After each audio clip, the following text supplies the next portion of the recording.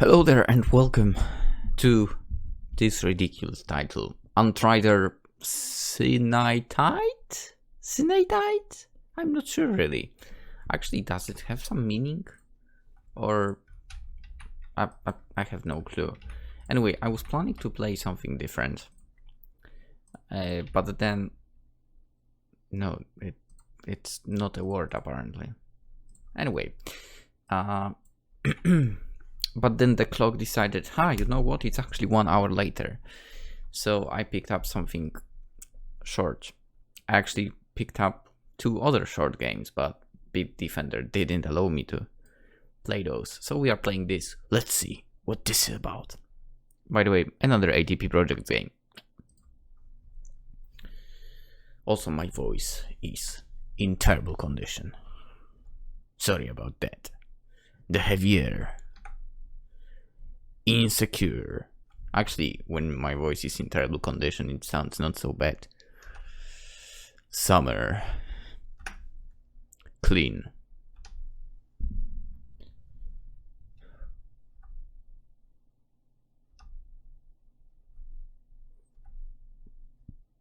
A Himapret office, okay?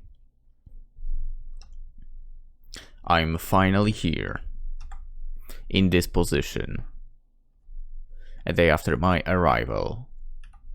And it is all going to take place. Finally, I am relieved. Also, the voice is probably thanks to the fact that I went running yesterday in the evening and didn't put on anything around my neck. Yay, great job, Lynx.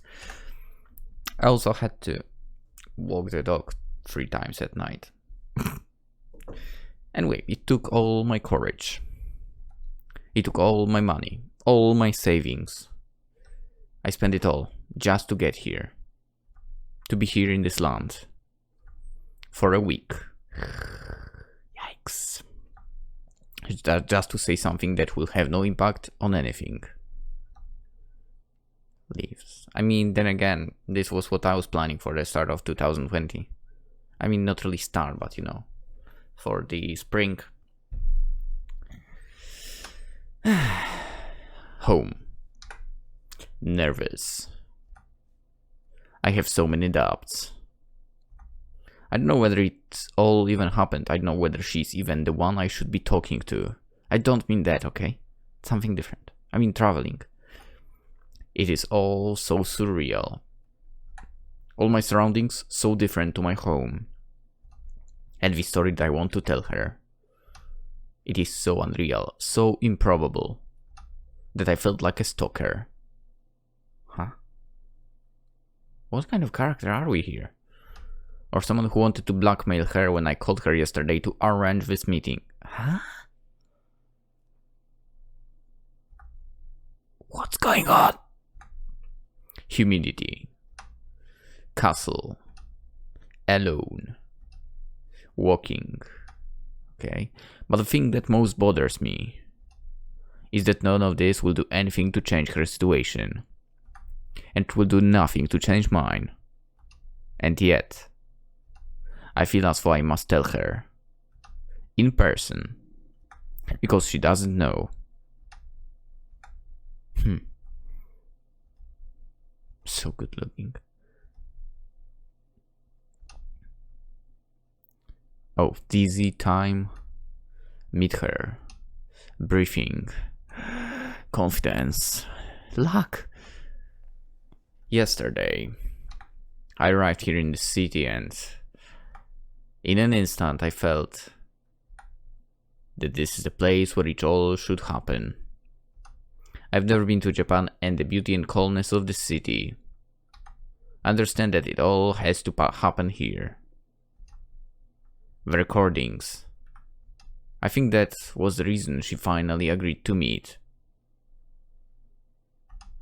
And as much as I tried to explain and apologize for asking her to meet me, a stranger, I knew that the recordings I said I had have made her agree to come to the...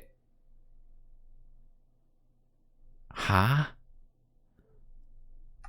I was a complete stranger to her, after all, and she was a complete stranger to me as well. What is he babbling about? Soon. Empty streets. Hello. Mistake. Now. I feel nervous when I reach the quiet square. I look around, but then I decide to just wait. It is almost 11. The time we decided to meet. Thinking about it all, my anxiety growing. Just like yesterday, when I called her with a voice that constantly broke as I gasped for air. Only after a minute did I finally get more comfortable speaking, and apologized for being so nervous. And today, I feel it is going to go the same way.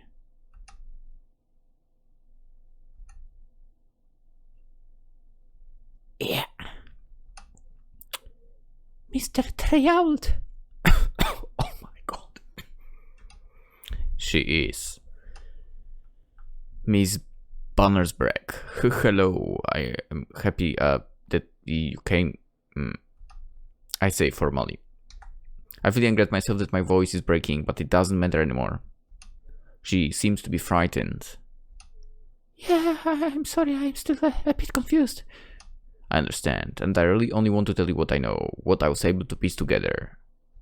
And I assure you I only want to give you the materials, and nothing else. I do not want anything else. Thank you, she says, but it isn't a sign of relief. The castle's this way then, she says suddenly.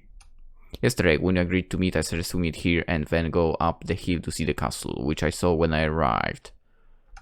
Normally a cafe would come to mind when meeting someone, but I felt it would be much better if we walked so that I could speak more freely.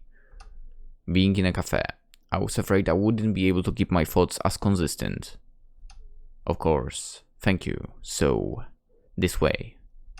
I replied to her, turning in the direction as she suggested.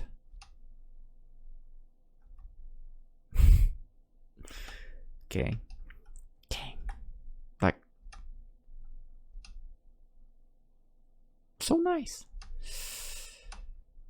As we are on our way to the castle, before starting to tell her, I emphasize how impossible the story seems and that it still feels like this to me.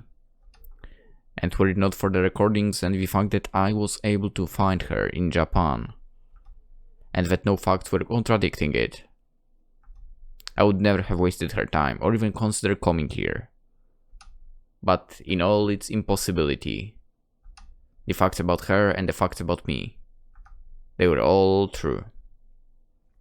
What is he talking about? Regardless of that, I'll just start from the beginning. Thank you. My recollections begin in Lyon, in France, with a nervous breakdown that put me in a hospital for several months. According to the doctors, I checked in myself not aware of my name, my home, or anything related to my life. Yikes. I was in psychiatric care and have received extensive therapy to be able to function normally when I was released. My personal identification documents and a valid social insurance number helped the doctors and later the social services with integrating me back to society. Nice. Because there was no one close enough to me in my life who was able to take care of me, I had to work through the following months myself. Ow. My memories were also very weak. I think I recalled some of the places in the photographs I found in my apartment, but I couldn't put them into any context. I was given a basic overview of my life before my breakdown, based on documents, records that were kept by the various people who knew me. And I also made some effort to find out facts myself. So what's your connection to Japan then?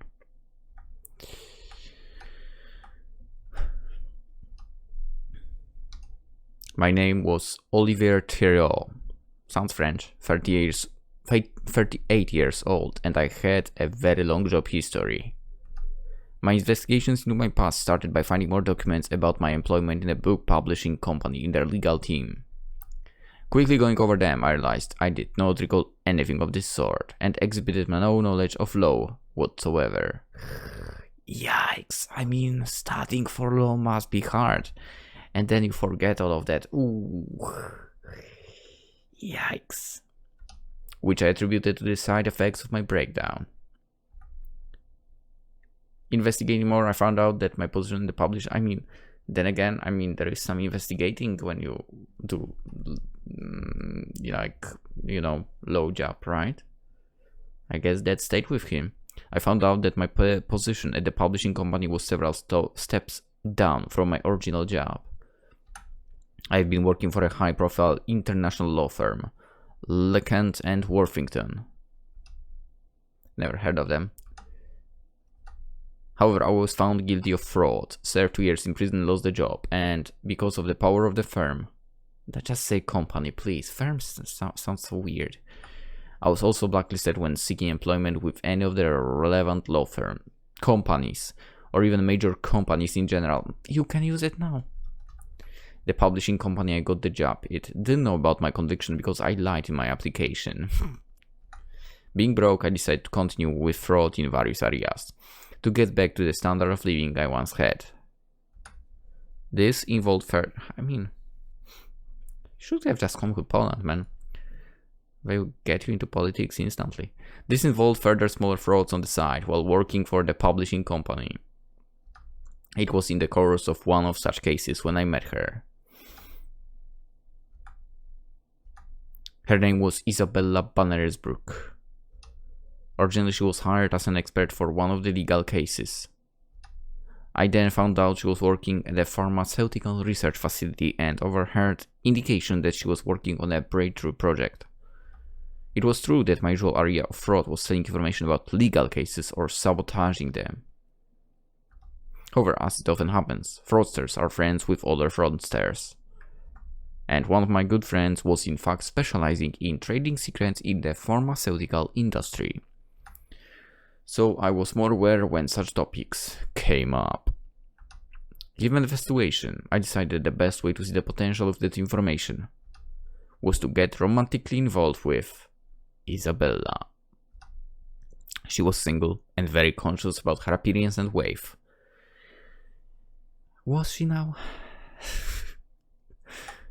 After we were finished with her involvement in the case, I asked her out for dinner. And so over the course of the next few months, I started to date her.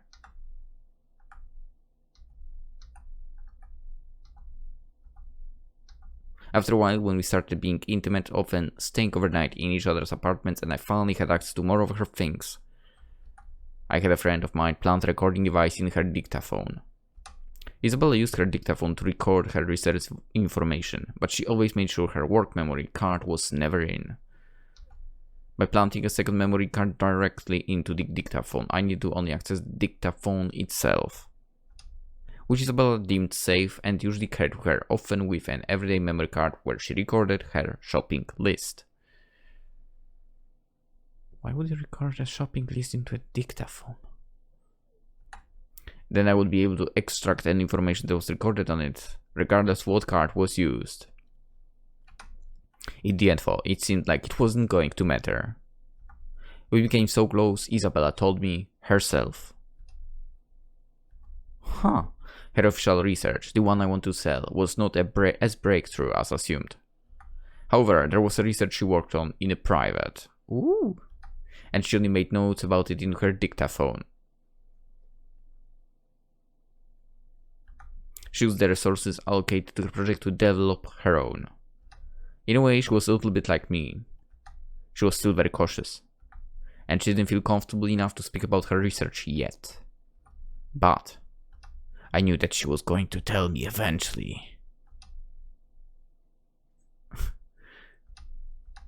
I still kept reviewing the hidden memory card to see what she was recording at work, but I never found out what the project was about. All her notes were strange messages that didn't make a lot of sense to me. Some chemical formulas, but the rest was too complicated for me. And so I just wanted to gather enough materials to have an expert assess the value for me. I just realized for some reason the audio is not catching from the game.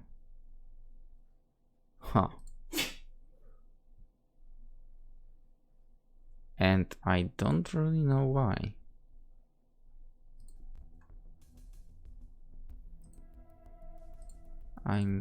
Now it does. Great. Okay, a bit late, but whatever. Or simply wait for Isabella to tell me whichever would be more convenient. However then, she found out about me.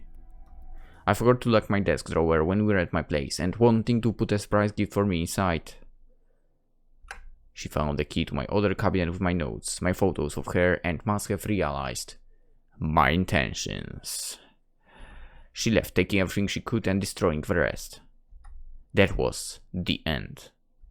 I have tried to call her, but she did not pick up. And normally this would indeed be the end. But that was only when the story truly began. Meaning? She erased your memory?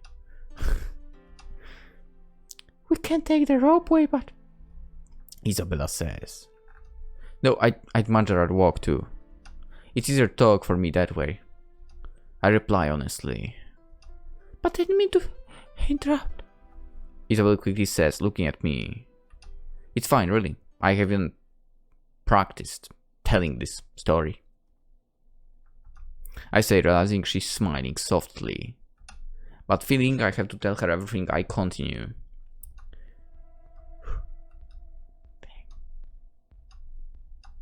Having found out about what I have done, Isabella was completely destroyed. She cried, blamed me, and herself. It was because she truly fell in love with me. And finding out I was only using her. She was devastated. There was nothing she wanted to do, nothing she wanted to think about. She only felt the pain. And the pain consumed her. There was no way out, and she could never imagine living normally again. Until one day she turned her pain to anger. And I was the person she turned her anger against. I mean, you deserved it. For the next few months, she would harass me, trying to expose me for who I was and inflict damage on me or the things I owned. All of this she did secretly, without me having proof. I have suspected something, but I had no evidence. Huh. Again, deserved, not gonna lie. I knew she wouldn't be able to directly call the police to expose me as a fraud, because her own manipulations with the budget would have been found out. And so she resorted to trying to ruin me in any way possible. Anonymous letters to people I was involved with, my car and my apartment vandalized. I mean, you probably would have like finger signs left, right? Finger marks and so on. Fingerprints, that's what I was looking for. Isabella did all of this. And I had no proof. Until one day, I caught her. She was trying to get the letters out of my mailbox before I came home. It was then that I snapped. I started to yell at her, calling her names, laughing at her overweight figure and ugly face. I got into a fit of rage and even slapped her across the face. Isabella broke down, cried and ran home, never to do anything bad to me again. I have broken her will, confidence, took away any strength of the mind she had. There was now only one thing she could think of doing. The day she started to thinking of killing me. Yet even in moments of her greatest pain, humiliation, loss of dignity and betrayal, she knew she couldn't kill another person. At least not in a way people have normally associated with death. I never found out when I was with her, but Isabella's work was on a substance called Anthridercynantide. Yes, exactly that. The substance's effect on the human brain were unique. It irreversibly destroyed memories in a person while keeping basic awareness of the world. Wow. And the higher dose, the longer back the memories were gone forever. Isabella would not destroy me, the physical shell. She would destroy who I was. I never found out how she did it, how she poisoned me. It may have been a drink, or something the food I frequently ordered to have delivered to my apartment. However it happened, it didn't matter. I was poisoned with that substance. My memories were gone, some 15 years back, into my early 20s. and the side effects of such a high dose. The substance we mentioned earlier destroyed the connections between the memories that were left over as well. It was as if I was a blank persona, walking around existing in the world with some subconscious knowledge of how the society works. But no memories or personality traits I have developed since my early adulthood. The doctors classified it as a nervous breakdown. Wow, Isabella. After having done this, she kept on observing my life from a distance. Creepy! Following me, looking at what she had done. I have lost everything and had to sell almost all of my possessions to get by in my first months. I didn't know anything about law or any of my other fields of expertise, my knowledge being that of a university dropout at best. I couldn't get any job, except manual labor, and found work at a construction site. Until one day I got hit by a car and broke my leg. Of course you did.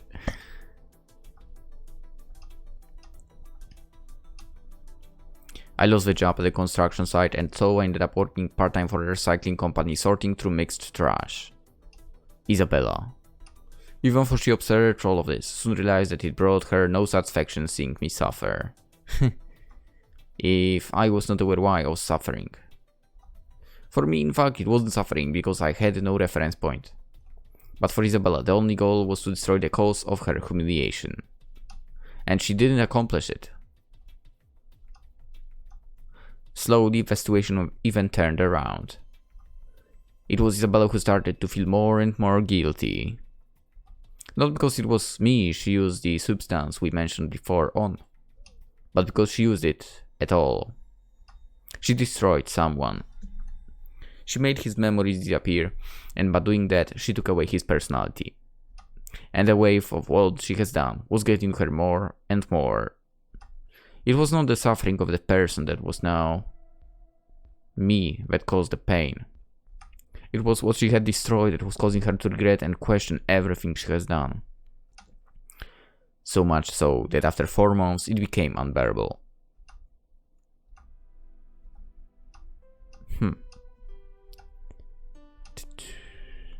How do you have such good pictures?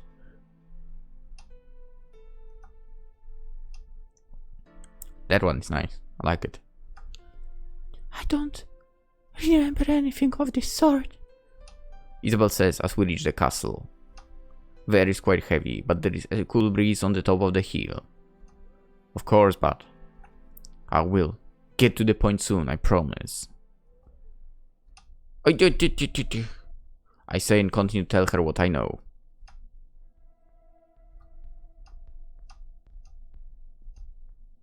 No. Isabella felt guilty because in my state, without any recollections, I was a completely innocent person. And the fact that I did all those things as my former self did not bring her the peace and the sense of justice she wanted.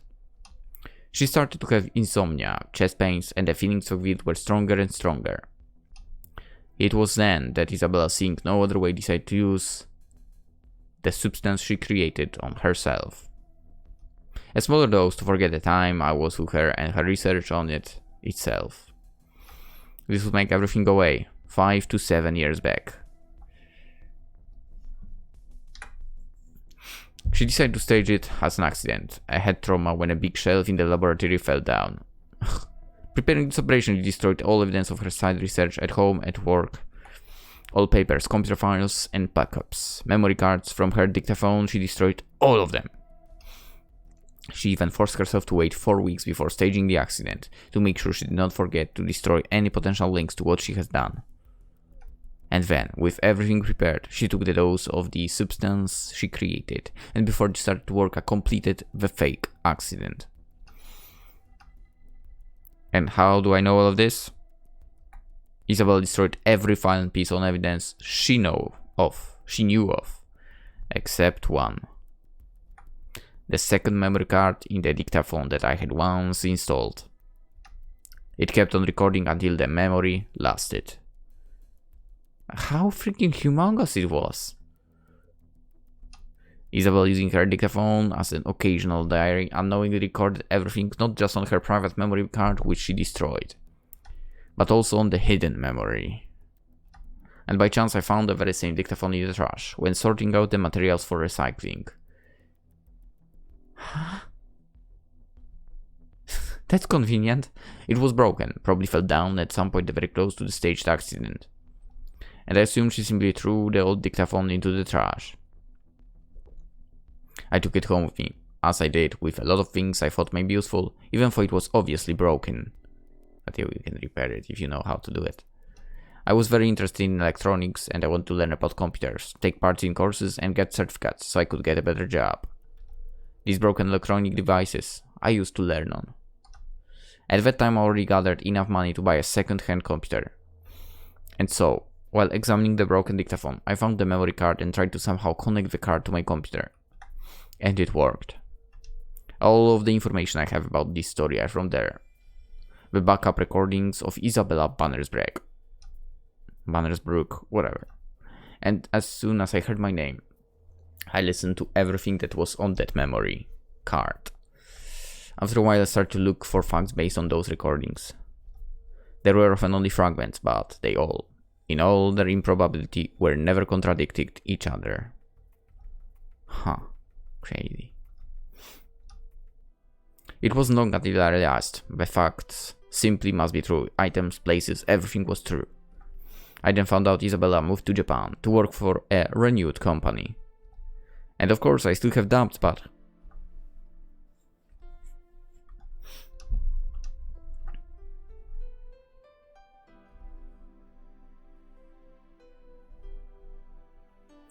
And I just came here to tell you this. I say concluding my long explanation. Here, it is the memory card. It's your voice. I say handing her a small case with the memory card inside. I haven't made any copies, I hope my word is good enough for you. Also, while I did my best to piece together the story, please listen yourself. Maybe I have misinterpreted something. Hi. Isabel takes the case and looks at me. I don't know what to say, she says. It's really okay. I wouldn't know what to say myself. It's so strange that the best thing to do is to listen. And maybe, anyway, I'll be here until the end of the week, so... If you'd like to get to there and talk about it, I would be happy to. Yeah, that would be nice. I have your number, Isabella says. Thank you. You can also leave a message at the hotel reception. Anyway, I'll leave on Tuesday. But I don't want to keep you any longer. It's been really nice meeting you. It was nice meeting you too, Isabel says, and with that I turn around to go back down. I don't want to be impolite. Oh, Mr. Trio? Yes. You can. There is another way down. You don't have to go the same way. If you'd like, I'm going there, Isabel says with a shaking voice. I would, yeah. That would be really nice, if you don't mind. Not at all. It's a nice day. Yes, a bit cloudy again. I thought the bit of sunshine we had just now would stay, but... It's always cloudy here. It is. Yeah, I like it a lot, she says. Oh, and please call me Oliver. Ah, yes, and I am easy. Easy.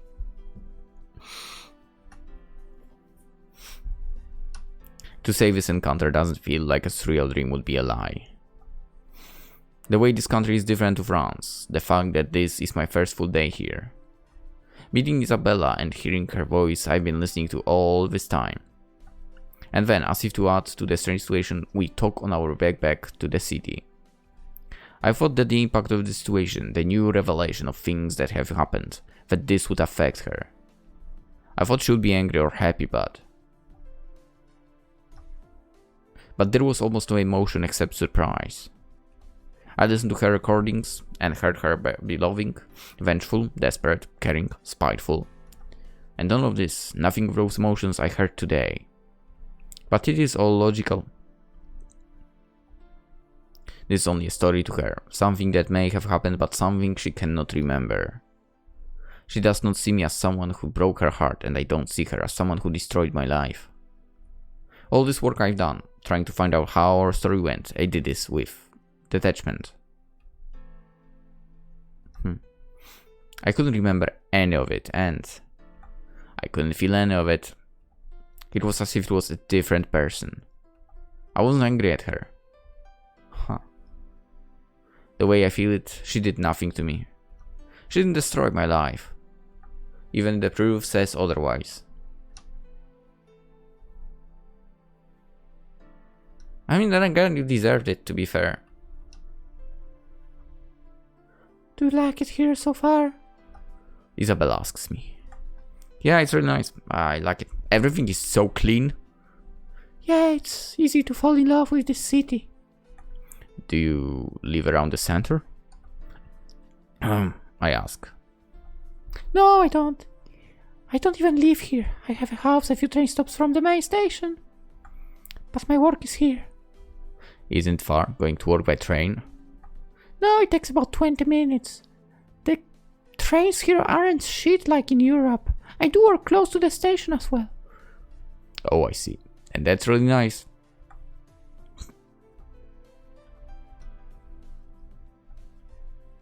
Actually, I don't know in France how the train travel, but I don't think they are close to Japan as well. Thank you for walking with me. It was really nice. Thank you for showing me around. I will. I'll listen to everything out. I'll definitely call. Thank you. Get back home safely. You too. Bye. Bye. And then you turn around and she's like, I actually remember everything, you bastard. And with that, Isabel and I part. Will be kind of funny. It is. I have never experienced anything like this. It is. Physical attraction. Strange attraction. Physical attraction? No, I didn't feel any physical attraction to her. A strange attraction, more likely. I mean, she's not very attractive, so you know. The time in Matsuyama. Walking. Isabel. Waiting. The future 3 days. Summer in Japan. Oh, you went in summer? Oh. Yikes. Summers in Japan are harsh, as far as I know.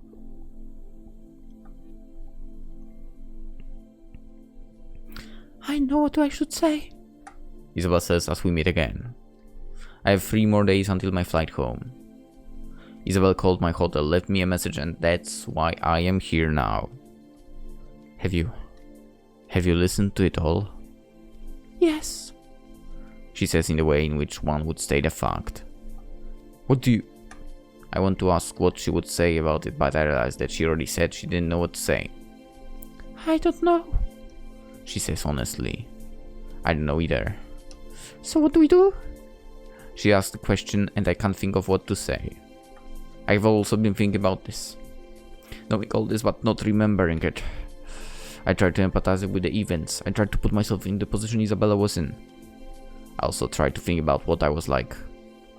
How I could have acted that way. Also, the music is so loud right now. But I couldn't feel anything. I could only empathize on a theoretical level. I don't really know. I said in response. Are you sorry? She asks suddenly. No, are you? I'm not. She says, looking at me. No, get a room, you two.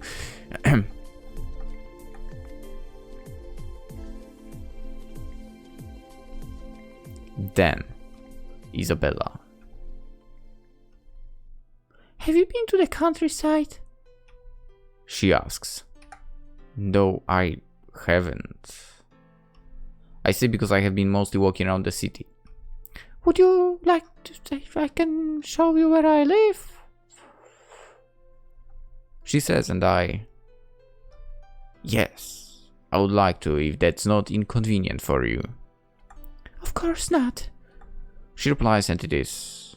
I feel like I am happy and that she is happy.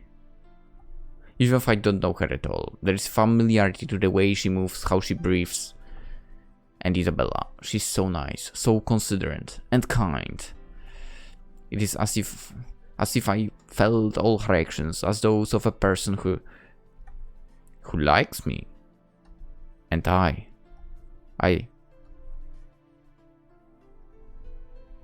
just want to be with her. let's say it, whatever. And so we make our way to the train station.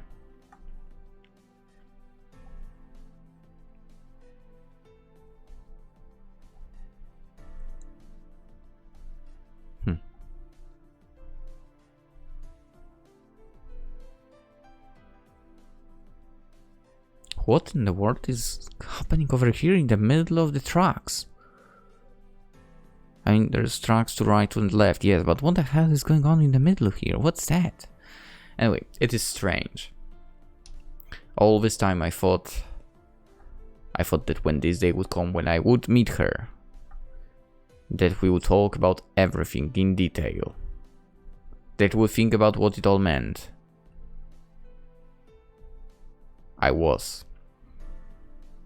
I felt guilty that I didn't feel anything.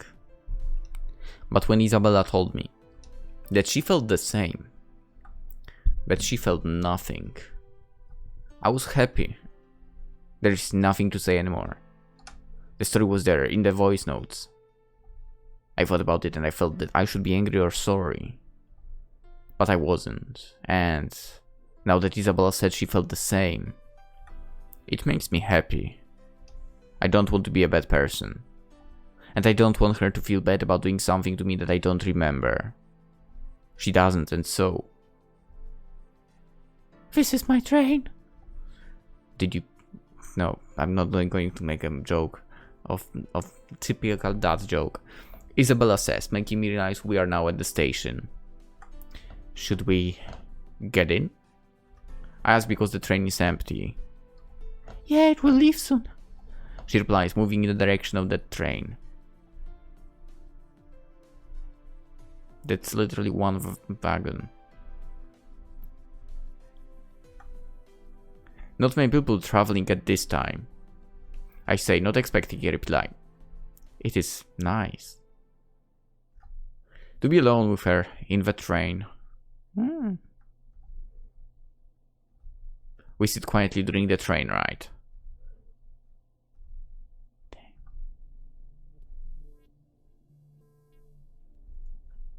Railroad. Yoshi. Calm. Fields. Quiet. Would it be quiet therefore?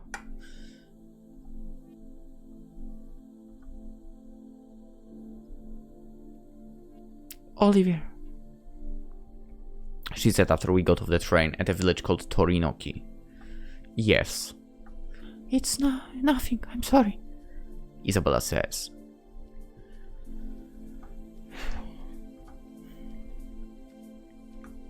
Ow. I feel she wanted to say something, but at last minute she couldn't say it. I don't make her uncomfortable by asking, so I don't say anything. But the truth is, I also want to tell her something.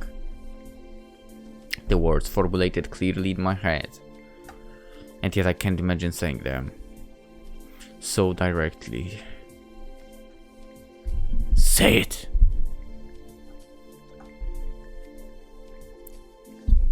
I want to hold her, tell her. Tell her you are happy, but why you are happy? Let's go first. Hold. Let's go. Whatever. Let's risk it for the biscuit, kind of. It's so quiet. I say after we have walked for a while. I like it here. It's a nice place. Do you plan on staying here? Yeah, I have bought the house. Nice. I'm happy for you. I say, and I sincerely mean every word. I don't know why, but I really feel happy seeing her happy. It is incomprehensible to me how something like this could happen. How I could feel for her after such a short time. How could I be so happy when she's physically near me? I was thinking this was because I have spent a lot of time trying to find out things that happened. And that by doing that, I learned about what kind of person she was. But the Isabella from the recordings wasn't the Isabella that is with me today. She's so different, I feel that, but I'm even thinking that just before we met, just before she met me, when she was doing her research, something must have happened in her life that changed her. Something only she knew. But I didn't know, and I know I would never find out. And neither would she. I have left them all, Isabella says suddenly. I don't understand. I left them when I moved here. My family, people I knew. Isabella starts to speak.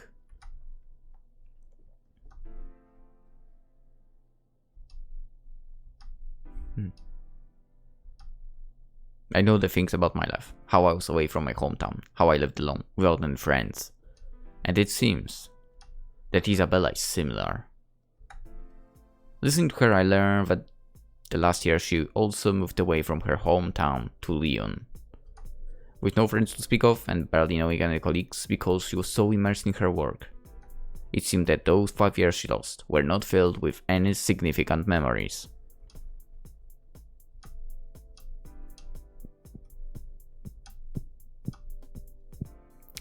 I think when I listened to the recordings, I was reminded of the time I was recovering from the accident I apparently staged, and when I looked through my papers and asked my colleagues, I think I was lonely. I feel she wants to say lonely. Damn, those houses are nice. There is one thing lacking to the houses for. Like the gardens. Warmth. Silence.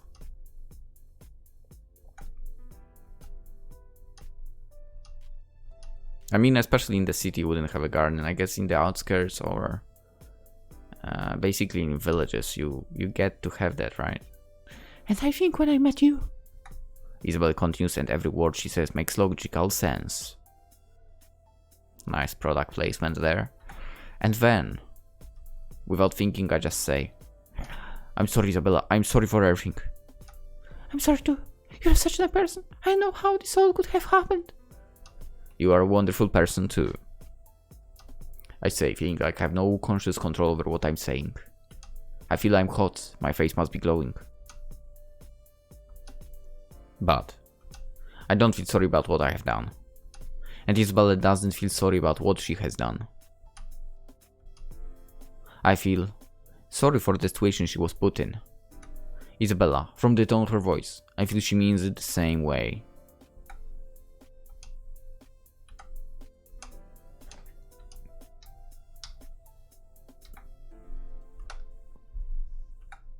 Isabella. Air. Beautiful. No.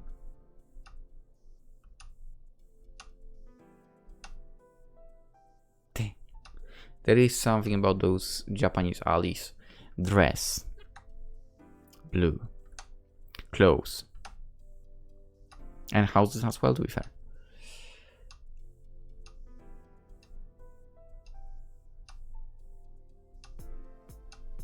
Her necklace.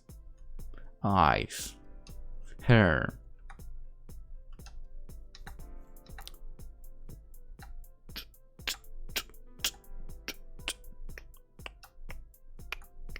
With her. Easy. No, don't call her that, please. And time. Also, like, think about it. Those streets are so narrow. It's like they did it on purpose, so people don't really use cars there. To be fair, it's more like, yeah, get a bicycle, have a healthy life. I mean, in winter it would be tough, but yeah. This is my house, Isabella says. It's really nice. I say almost automatically. Thank you. Isabel says with a shaking voice. I think I want to say something, but I feel I'm not able to formulate it. I think it's freaking late. I left Japan as scheduled. I kept thinking what might have been.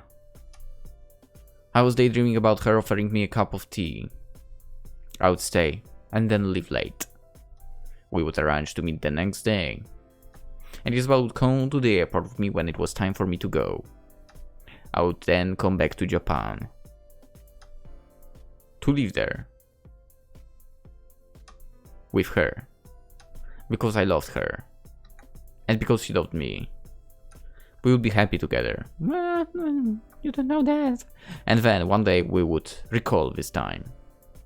And think about what it was that brought us together. And that perhaps our minds didn't remember the time we were together.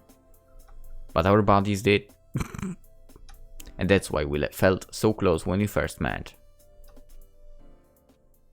Ending 2 out of 2 rounds. Oh, there are 2 endings. Whoops. Well, that's the only one we are getting, guys. Because I need to get my voice to rest as well. And also, I mean, the game is free. Link in the description. You can try getting the other ending yourselves. I will try getting it tomorrow after I'm rested and while the video of this will be rendering. Anyway, hope you enjoyed. I did. It was kind of crazy, to be honest. Yeah, I've invented the medicine that will erase your memory. Oh my god, it will be crazy. And yeah, it can ruin life, not gonna lie. I mean, can you imagine losing basically all your knowledge and so on? That's ridiculous, man. Anyway, hope you enjoyed. Hope to see you in the next video. Hopefully with me actually being able to record more than... Whoa, it's 47 minutes. Damn, a lot. I didn't expect that. Anyway, see you in the next video. Have a wonderful day. Bye-bye.